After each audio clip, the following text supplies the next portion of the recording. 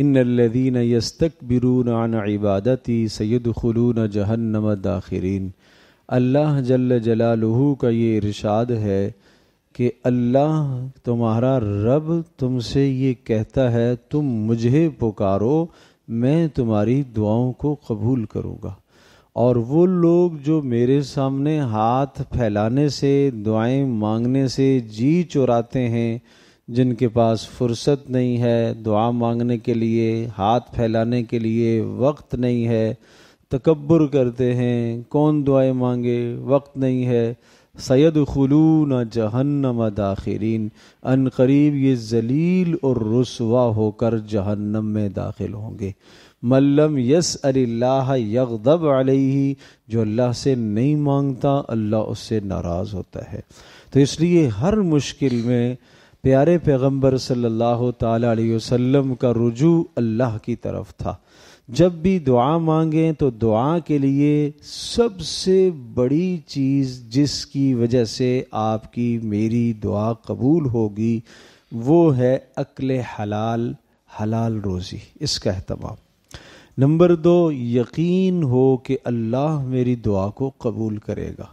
اتنا زیادہ یقین، اتنا زیادہ یقین، اتنا زیادہ یقین، ڈاکٹر کی دوا پر اتنا یقین نہ ہو جتنا کہ رسول اکرم صلی اللہ علیہ وسلم کی بتلائی ہوئی دعا پر یقین ہو کہ اللہ کے نبی نے یہ بتایا، ضرور ضرور کام ہو جائے گا میرا، ضرور میرا یہ مسئلہ حل ہوگا، اس لیے کہ اللہ کے نبی نے یہ دعا بتائی ہے، ضرور میری مشکل دور ہوگی۔ اس قدر یقین محکم، مضبوط یقین آپ رکھیں اور اللہ سے بدگمان نہ ہوں۔ فرمایا انا عند عبد ظنی بی، میں اپنے بندے کے گمان کے مطابق فیصلہ کرتا ہوں۔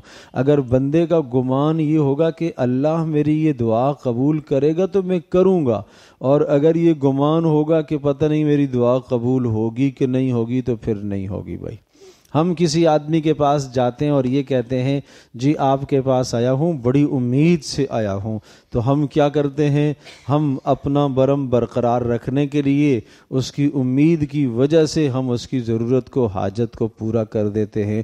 اور اگر وہ آ کر کہے کہ بھائی میں آپ کے پاس آیا ہوں، آپ سے کوئی خیر کی امید تو ہے نہیں، بہرحال مانگ لیتا ہوں، تو کیا کہیں گے آپ اس کو؟ اسی طرح سے اللہ سے جب مانگیں تو 100% پر امید ہوں کہ اللہ مجھے ضرور عطا کرے گا۔ اب وہ دعائیں بتاتا ہوں جو رسول اللہ صلی اللہ علیہ وسلم نے مشکل وقت میں تلقین فرمائی ہیں اور آپ نے خود بھی پڑھنے کا معمول بنایا۔ ایک دعا تو سبھی کو پتہ ہے، سبھی جانتے ہیں، وہ ہے لا الہ الا انت سبحانک انی کنت من الظالمین۔ اس کو ہم کہتے ہیں آیت کریمہ۔ ایک تو صحیح پڑھا جائے لا الہ الا انت سبحانک، سبحانک، سبحانک نہیں، سبحانک انی کنت من الظالمین۔ لیکن اس تصور سے پڑھے، اس دعا کے اندر اللہ کی الوہیت، اللہ کے معبود ہونے کا اعتراف ہے، اللہ تبارک تعالیٰ کے لیے ہر کمی اور نقص سے پاکی کو بیان کیا گیا، اور نمبر 3 اپنی کمزوری کا اعتراف کیا گیا۔ ان 3 تصوروں کے ساتھ اس دعا کو پڑھیں۔ محلے کی ساری عورتوں کو جمع کر کے پڑھنا کوئی ضروری نہیں ہے، مصیبت آپ کی ہے تو آپ پڑھیں۔ یہ پڑھی تھی یونس علیہ السلام نے۔ یونس علیہ السلام نے مچھلی کے پیٹ میں سب کو جمع نہیں کیا تھا کہ سارے آ جاؤ میرے کا ساتھ مل کر دعا پڑھو، یونس علیہ السلام نے اکیلے پڑھی تھی۔ پیارے پیغمبر صلی اللہ علیہ وسلم نے ارشاد فرمایا، حضرت یونس علیہ السلام نے مچھلی کے پیٹ میں یہ دعا پڑھی تھی، اور یہ ایسی دعا ہے کہ جب بھی کوئی مسلمان اسے پڑھ کر دعا کرے گا اللہ ضرور اس کی دعا قبول فرمائیں گے۔ تو بتاؤ رسول اللہ صلی اللہ علیہ وسلم کی بتلائی ہوئی بات غلط ہو سکتی ہے؟ بھائی نہیں ہو سکتی، نہیں ہو سکتی، نہیں ہو سکتی، یقیناً پکی ہے، محکم بات ہے۔ پہاڑ اپنی جگہ سے ٹل جائے، آسمان ہٹ جائے اپنی جگہ سے، لیکن رسول اللہ صلی اللہ علیہ وسلم کا ارشاد اور فرمان غلط نہیں ہو سکتا۔ نمبر 2، حسبی اللہ لا الہ الا ہو علیہ توکلت وہو رب العرش العظیم۔ یہ بھی مشہور دعا ہے، قرآن کی آیت ہے، سورہ توبہ کے آخر میں آیا، اور حضرت ابو دردہ رضی اللہ تعالی عنہ ارشاد فرماتے ہیں کہ پیارے پیغمبر صلی اللہ علیہ وسلم نے ارشاد فرمایا، جس شخص نے صبح کو 7 مرتبہ یہ کلمات کہے، اللہ اس کو دنیا اور آخرت کی پریشانیوں سے نجات دے دے گا۔ کوئی کم بات ہے؟ شام کو اگر اس نے پڑھ لیا پھر بھی اللہ آنے والے وقت میں تمام پریشانیوں سے نجات دے دے گا۔ یہاں تک فرمایا اگر کوئی سنجیدگی سے پڑھے تب بھی، اور اگر کوئی مذاق سے پڑھ لے تب بھی اللہ اس کی پریشانیوں کو دور کر دے۔ یہ اتنے بڑے طاقتور ہتھیار ہیں، اتنی قوت والی دعائیں ہیں۔ نمبر 3، حضرت ایوب علیہ السلام کو مصیبت نے گھیر لیا، بیماری آ گئی، جسم میں بہت شدید بیماری آ گئی، اور بیماری کی وجہ سے نڈھال ہو گئے، کئی سال بیت گئے بیماری میں۔ ایک بڑی پیاری دعا پڑھی، رب انی مسنی الضر وانت ارحم الراحمین، رب انی مسنی الضر وانت ارحم الراحمین، اے اللہ مجھے تکلیف پہنچی ہے اور تو خوب رحم کرنے والا ہے، بہت بڑا رحم کرنے والا ہے۔ اس دعا کی برکت سے اللہ نے ایوب علیہ السلام کو شفا دے دی۔ کیسے شفا دے دی؟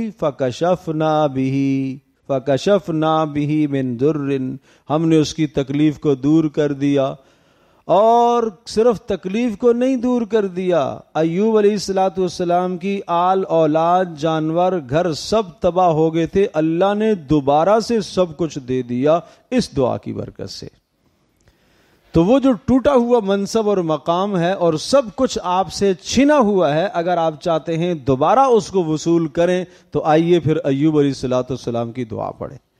ایسے ایوب علیہ السلام ٹھیک ہو گئے، ارکض برجلک ھذا مغتسل بارد و شراب، ادھر پاؤں مار اور پھر یہاں سے ایک پانی کا چشمہ نکلا، کہا اس کو پیو تو اندر کی بیماریاں ٹھیک ہو جائیں گی، اور نہاؤ تو باہر کی بیماریاں ٹھیک ہو جائیں گی۔ ایک دم سے اللہ نے ٹھیک کر دیا۔ بی بی آئی کہیں گئی ہوئی تھی ایوب علیہ السلام کی، ایک صحت مند تندرست آدمی کو دیکھ کر کہنے لگی، یہاں ایک نحیف کمزور آدمی میرے شوہر ایوب تھے، ان کو آپ نے نہیں دیکھا؟ پہچانا نہیں، بیوی نے پہچانا نہیں، کہا میں ہی تو ایوب ہوں۔ کہا نہیں تم ایوب نہیں ہو، میرے ساتھ مذاق کرتے ہو، ایوب تو نحیف پتلے کمزور دبلے بیمار، تم تو ایک جوان ہو صحت مند ہو۔ کہا بھائی میں ہی ایوب ہوں، اللہ تبارک تعالیٰ نے کرم فرمایا، یہ چشمہ نکلا، میں نے اسے پانی پیا اور نہایا، اللہ نے تمام کی تمام بیماریوں سے مجھے شفا دے دی۔ سبحان اللہ سبحان اللہ۔ یہ ہے ایوب علیہ السلام کی دعا۔ اسی طرح سے رسول اللہ صلی اللہ علیہ وسلم مصیبت کے وقت نمبر 4 دعائے کرب، کرب کہتے ہیں بڑی مصیبت کو، کرب غم، بڑا غم جب آتا تھا تو یہ پڑھتے تھے، لا الہ الا اللہ الحلیم، لا الہ الا اللہ العظیم الحلیم، لا الہ الا اللہ رب العرش العظیم، لا الہ الا اللہ رب السماوات ورب الارض ورب العرش الکریم۔ حضرت عبداللہ ابن عباس رضی اللہ تعالی عنہما فرماتے ہیں پیارے پیغمبر صلی اللہ تعالی وسلم پر جب سخت پریشانی آتی تو یہ دعا، یہ کلمات پڑھا کرتے تھے۔ اللہ کرے ہمارے عمل میں یہ باتیں آ جائیں۔ اللہ کے نبی نے اس امت کے لیے کوئی فائدے کی چیز ایسی نہیں ہے جو آپ نے نہ بتائی ہو بھائی۔ اور ایک اور دعا نمبر 5، اللہم انی اعوذ بک من الہم والحزن والعجز والکسل والبخل والجبن وضلع الدین وغلبۃ الرجال۔ 8 مصیبتوں سے خلاصی کی دعا اس میں ہے۔ اے اللہ آنے والے غموں سے نجات کی دعا کرتا ہوں، میں پناہ مانگتا ہوں، جو گزشتہ ماضی کے پریشانیاں اور جو دل کے اندر ماضی کی جناب خلفشار اور ماضی کے متعلق جو باتیں میرے ذہن میں پریشان کرتی ہیں ان سے بھی حفاظت مانگتا ہوں، کمزوری سے، سستی سے، بخل سے، بزدلی سے، اور اسی طرح سے قرض کے چھا جانے سے، اور لوگوں کے میرے اوپر غلبہ پا جانے سے کہ لوگ میری پٹائی کریں، مجھے ماریں، میری عزت کو جناب برباد کریں۔ اے اللہ ان تمام باتوں سے میں پناہ مانگتا ہوں۔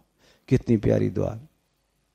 ایک اور دعا نمبر 6، اللہ انا للہ و انا الیہ راجعون اللہم اجرنی فی مصیبتی واخلف لی خیرا منہا۔ بڑی پیاری دعا۔ آپ کی کوئی چیز گم ہو گئی، یہ دعا پڑھیے۔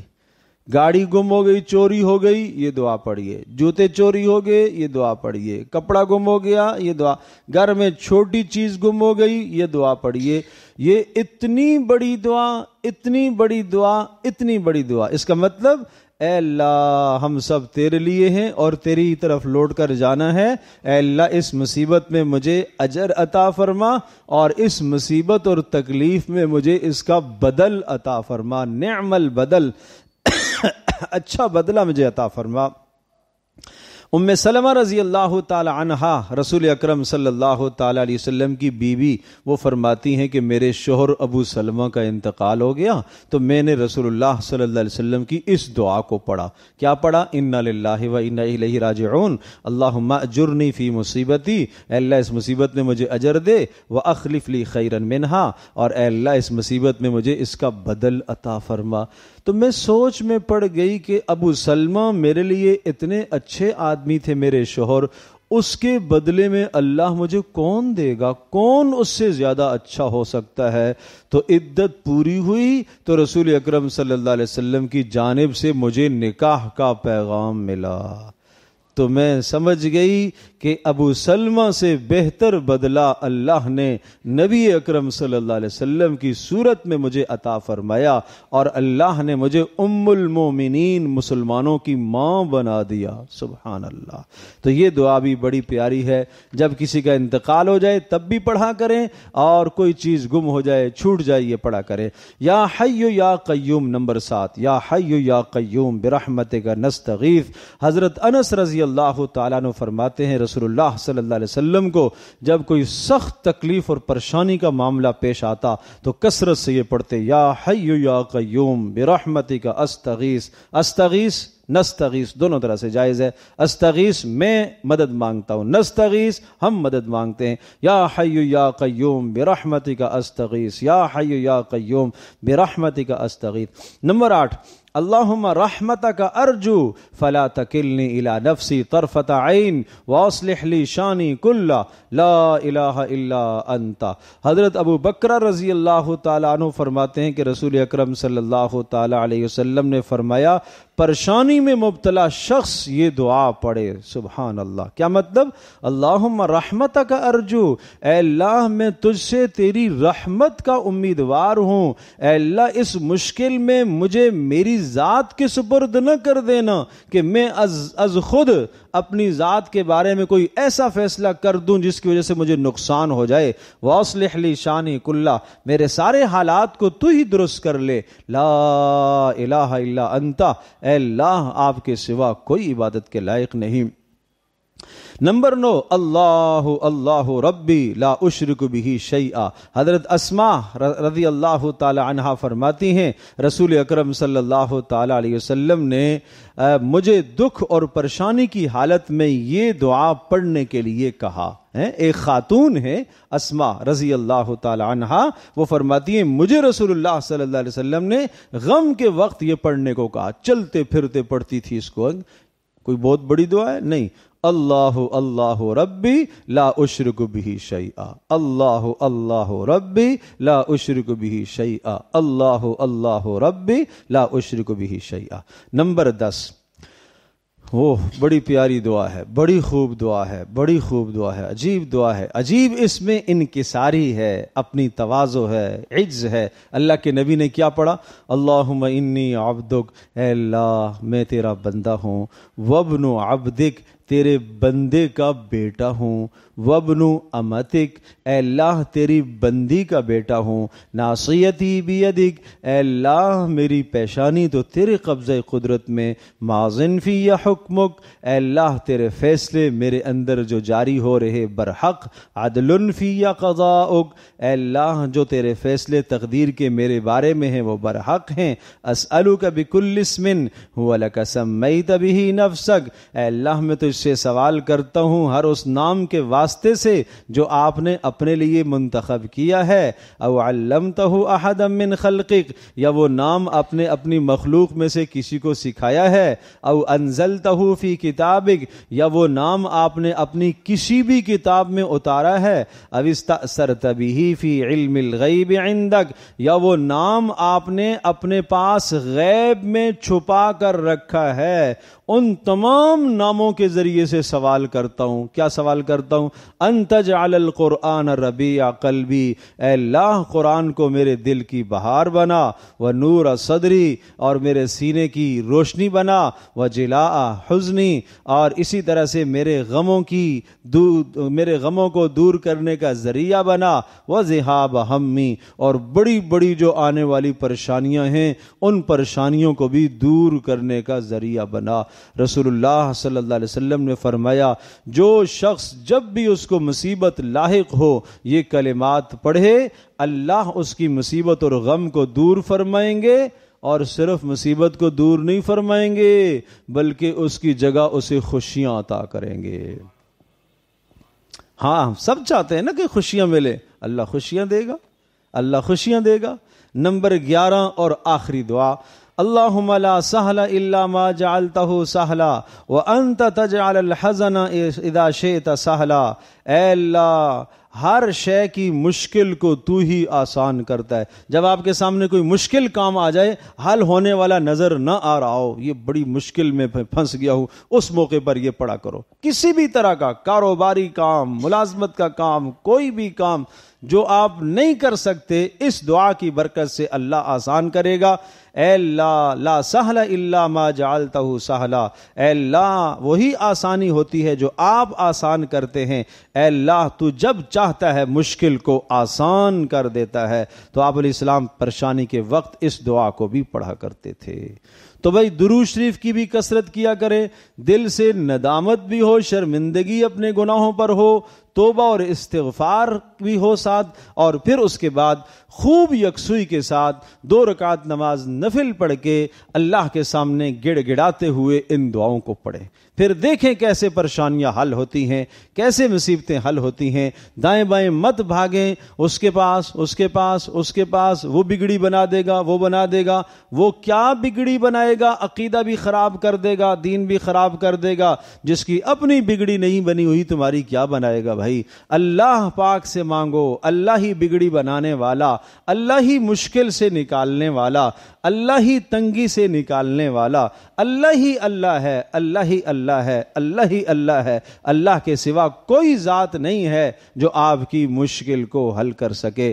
اور فرمایا سن لو اے ابن عباس، لو اجتمعت الامہ، اگر ساری انسانیت جمع ہو جائے اور تجھے نقصان دینے کا ارادہ کر لیں، جب تک اللہ تیرے نقصان کا ارادہ نہیں کرے گا کوئی تجھے نقصان نہیں دے سکتا، اور سارے مل کر تجھے فائدہ دینا چاہیں، جب تک اللہ تیرے فائدے کا ارادہ نہ کرے تمہیں کوئی فائدہ نہیں دے سکتا۔ بھائی نفع نقصان کا مالک تو میرا اللہ ہے۔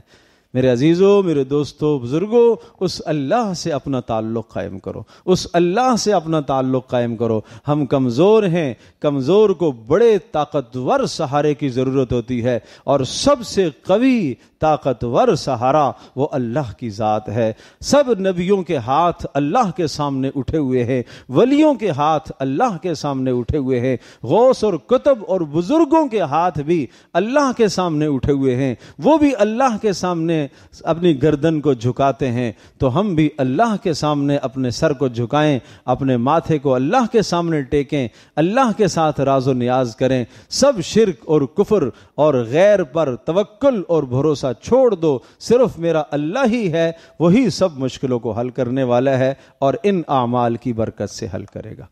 سارے کوشش فرمائیں گے، اللہ پاک ہم سب کے لیے عمل کرنا آسان فرمائے۔